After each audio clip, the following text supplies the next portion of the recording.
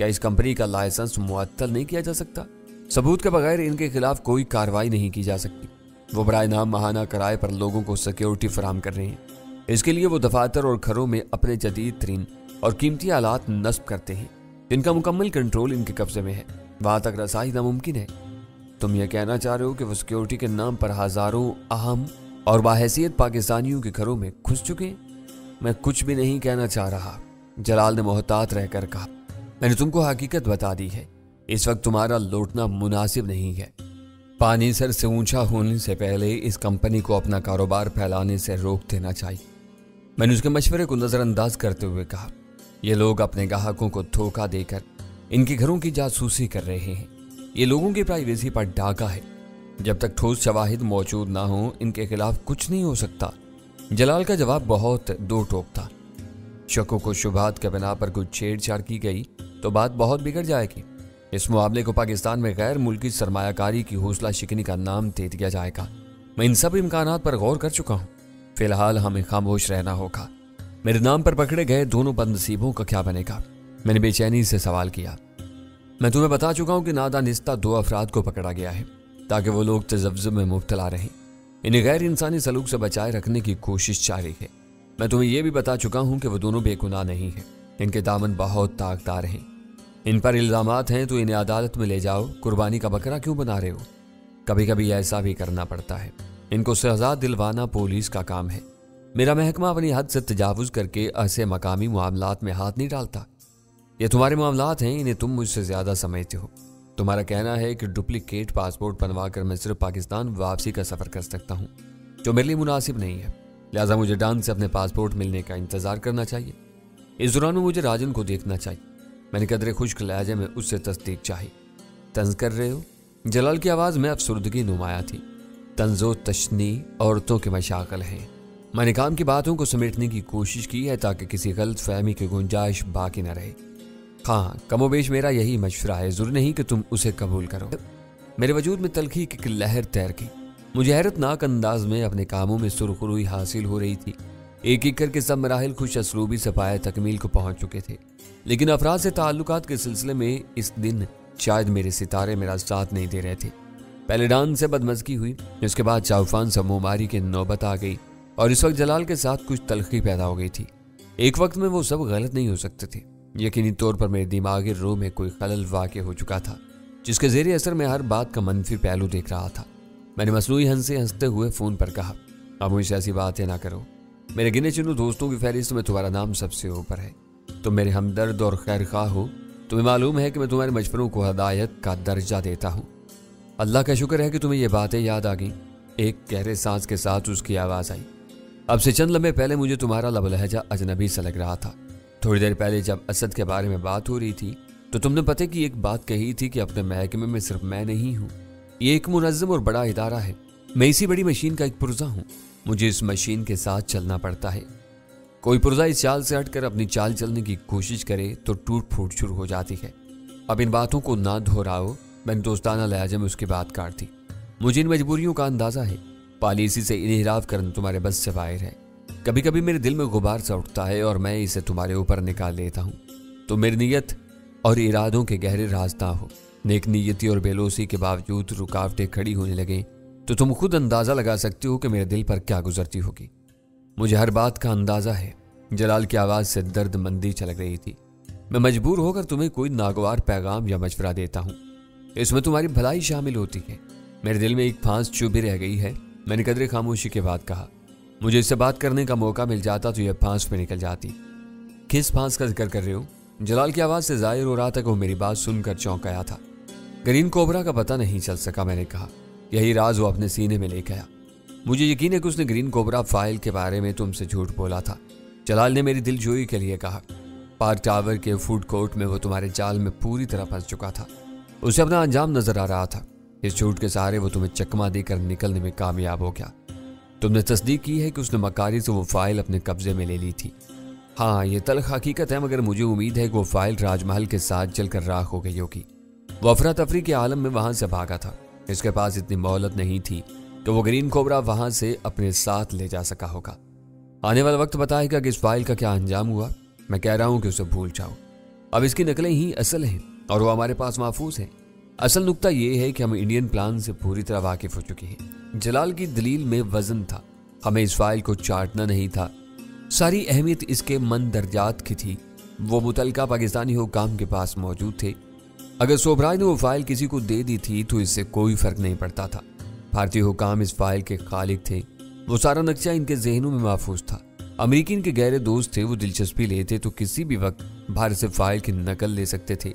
सोबराज की जुबान से अचानक ग्रीन कोबरा फाइल का जिक्र सुनकर मैं बौखला गया था और इस्तरारी रद्दअमल के तौर पर सोबराज को निकल जाने का मौका दे बैठा।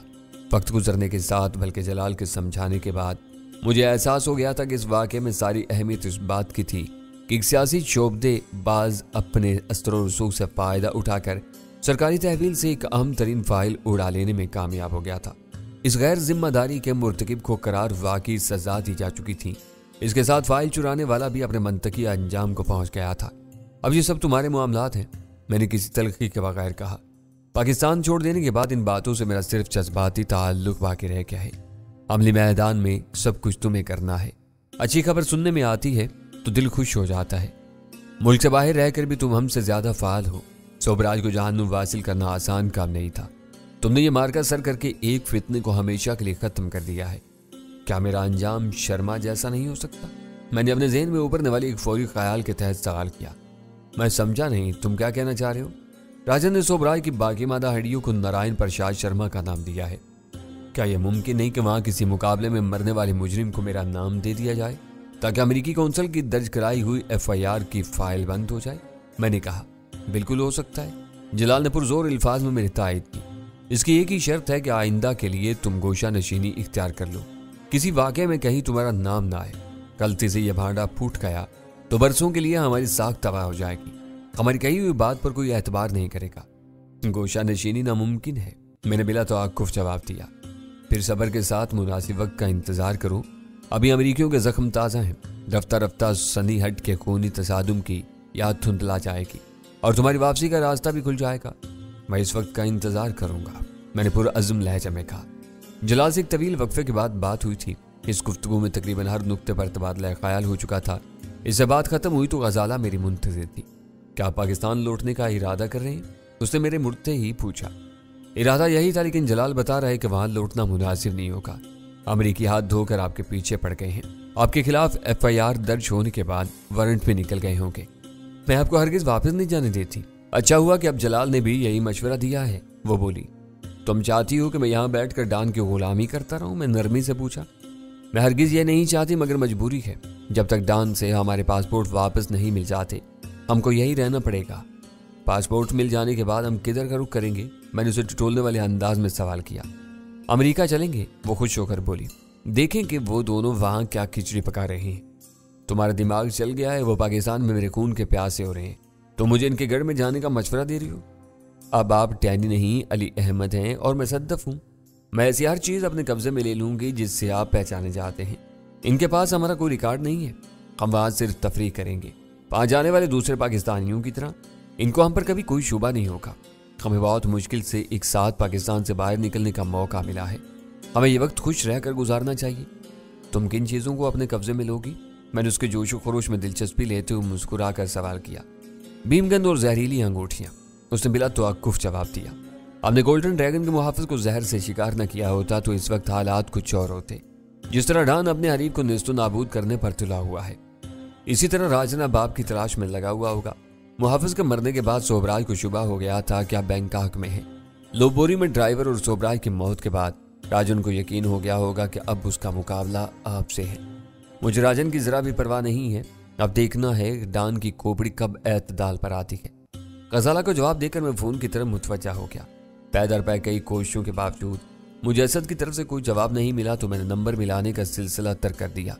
कुछ देर बाद उसने इंटरकॉम पर अपनी आमद की इतला दी। मैंने फौरी तौर पर उसे ऊपर बुला लिया। इसका फोन ऑन था लेकिन बैटरी जवाब दे चुकी थी। ऊपर आते ही उसने अपना फोन चार्जिंग पर लगा दिया। मैंने उसके सामने डान से मुलाकात का वक्त लिया था। हम दोनों एक साथ होटल से निकले थे। वो अपनी राह हो लिया, मैं डान की तरफ रवाना हो गया। वो बहुत खुश था। उसे मेरी और डान की मुलाकात का हवाल जानने के बारे में बहुत तजस्सुस था। मैंने चंद फिक्रों में उसे पूरी कथा सुना डाली। इसके लिए दोनों खबरें तशवीशनाक थीं। डॉन को यह पता चलना कि मैंने लोपोरी में राजन की लैंड क्रूजर की मौजूदगी का सुराग लगाने के लिए उसकी मदद ली थी, किसी तरह मुनासिब नहीं था। डॉन किसी भी वक्त उससे बराह रास्त राब्ता कायम करने की कोशिश कर सकता था। हमारे दोनों पासपोर्टों की जब्ती भी उसके लिए परेशान कुन थी। अपनी कारकर्दगी का अहवाल सुनाने के बाद मैं सांस भी नहीं लेने पाया था कि असद ने मोती महल में धमाके का किस्सा छेड़ दिया।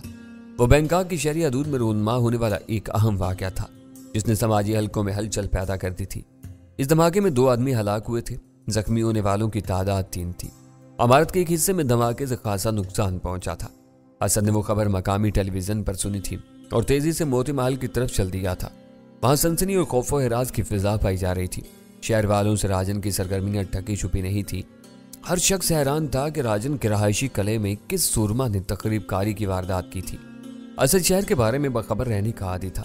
उसे मालूम था कि अमेरिकी फौजी दस्ता मोती महल में सोबराज की नाकाम तलाश के बाद वापस लौट चुका था।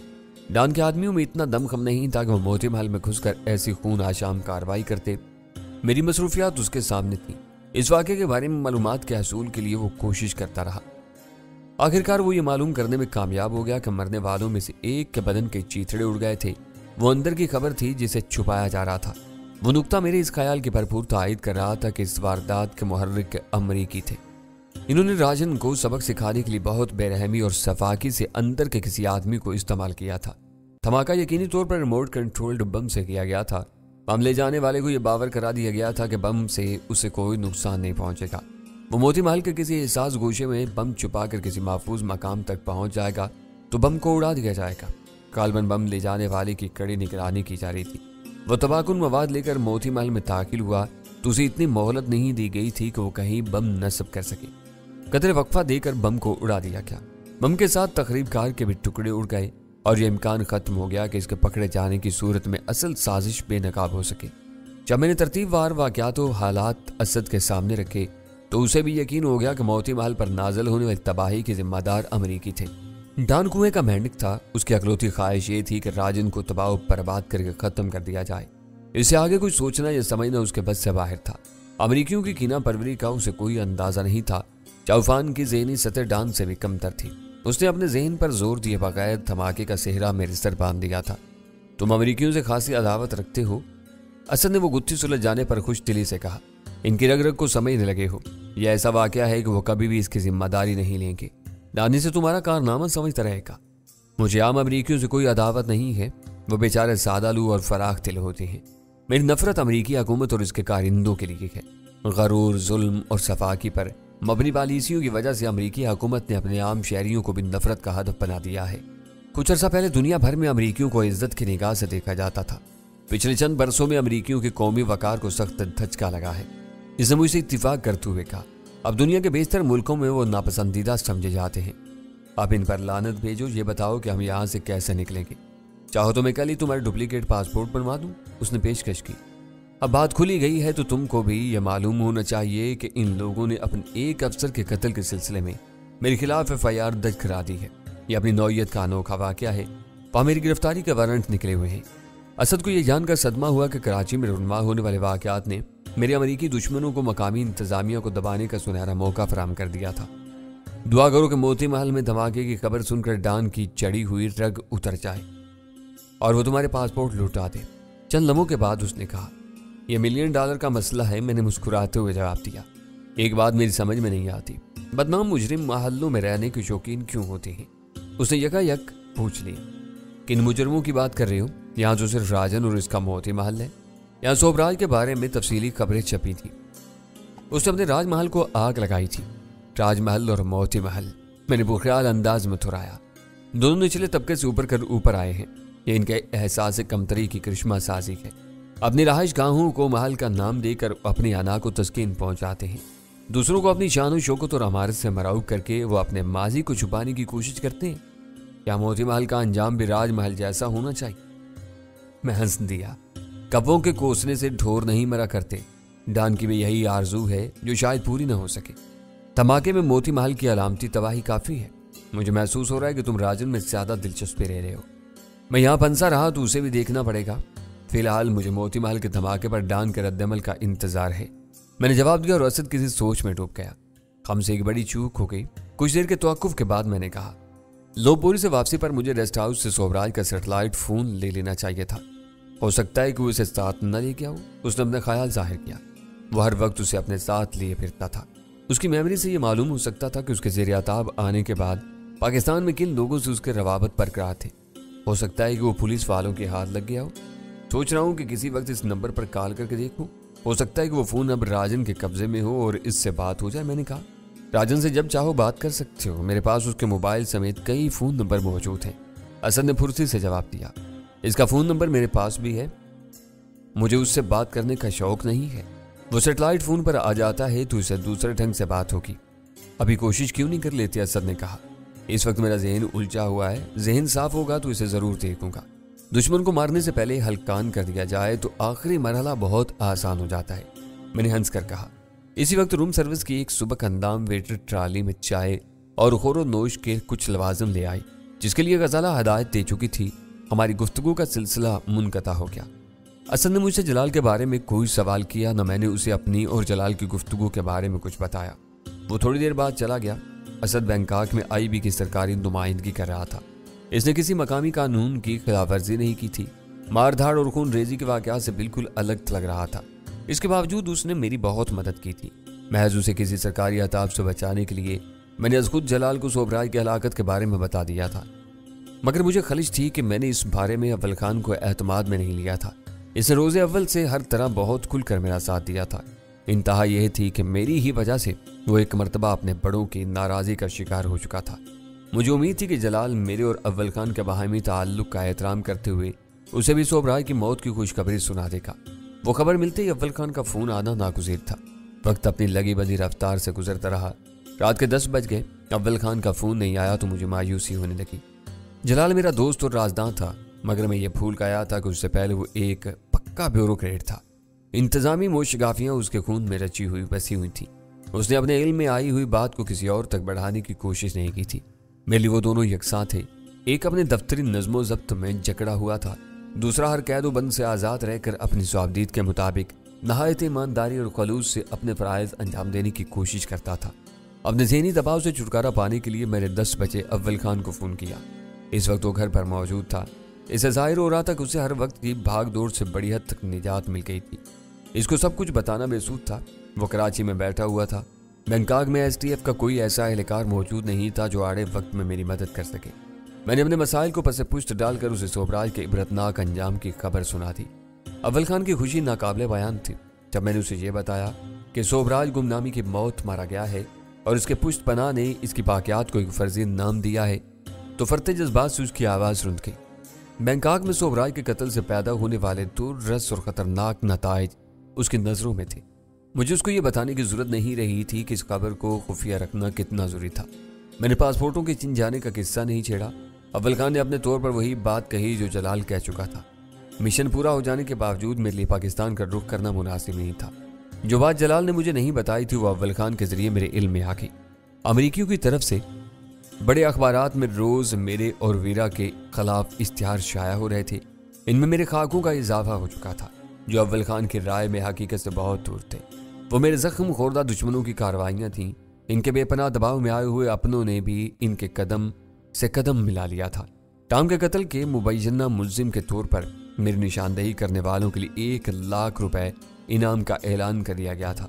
अमरीकियों के मुकर्रर किए हुए 2 मिलियन यानी 20 लाख डॉलरों और मराद के मुकाबले में 1 लाख पाकिस्तानी रुपए की कोई वक़्त नहीं थी। किसी के पास कुछ सुराग होता और इसके दिल में मेरे किरदार से नफरत रची हुई होती तो बड़े इनाम के लालच में पाकिस्तानी हुकाम के बजाय अमरीकियों से रजू करता। मुझे सदमा हुआ कि अपनों ने मेरी बोली बहुत कम लगाई थी। अगर इन पर आने वाला दबाव ऐसा ही नाकाबिले बर्दाश्त हो चला था तो उन्हें मेरी कोई मुनासिब कीमत लगानी चाहिए थी। मुझे इन्होंने सोबराज से भी कम तोला था। इसको पकड़वाने के लिए 2 लाख रुपए इनाम का ऐलान किया गया था। मेरे ऊपर सिर्फ 1 लाख रखे गए थे। वो सदमा ज़्यादा देर तक बरकरार नहीं रहा। मेरे दिल ने खुद को बहलावा दिया कि मेरी निशानदही पर इनाम मुकर्रर करने वाला अफसर बहुत ज़हीन, वतन परस्त और मेरा हमदर्द था। उसने जानबूझकर एक कलील रकम मुकर्रर की थी ताकि कोई शख्स मेरी हलाकत, निशानदही या गिरफ्तारी में दिलचस्पी न ले। मेरी या किसी की सोच कुछ भी रही हो, ठोस ज़मीनी हकायक दिलखुशकुन नहीं थे। जिन हालात के सबब मुझे पाकिस्तान से निकलकर थाईलैंड की तरफ आना पड़ा था वो न सिर्फ अपनी जगह बरकरार थे بلکہ ان میں زیادہ خرابی اور شدت پیدا ہو چکی تھی۔ اس وقت مجھے اندازہ ہوا کہ اول خان وہ اکلوتا آدمی تھا جس سے میں کھل کر بات کر سکتا تھا۔ وہ مجھے پہلے ہی بتا چکا تھا کہ اسے بھی میری تلاش میں مقامی حکام کی مدد کرنے کی ہدایت مل چکی تھی۔ اسے علم تھا کہ میں پاکستان میں نہیں تھا۔ اس کے آدمی پوری سرگرمی کے ساتھ میری تلاش میں مصروف تھے۔ اول خان سے فون پر بات ہونے کے بعد میرے اور غزالہ کے درمیان تبادلہ خیال شروع ہو گیا۔ اپنے ہمدردوں کی طرف سے ملنے والے پیغامات سے قطع نظر وہ خود بھی پاکستان کے بعد دل کھول کر سیر و سیاحت سے لطف اندوز ہونے کے منصوبے بنا رہی تھی، لیکن یہ خیال اس کے لیے بھی تکلیف دہ تھا کہ ہمارے لیے پاکستان کا رخ کرنا خطرناک ثابت ہو سکتا ہے۔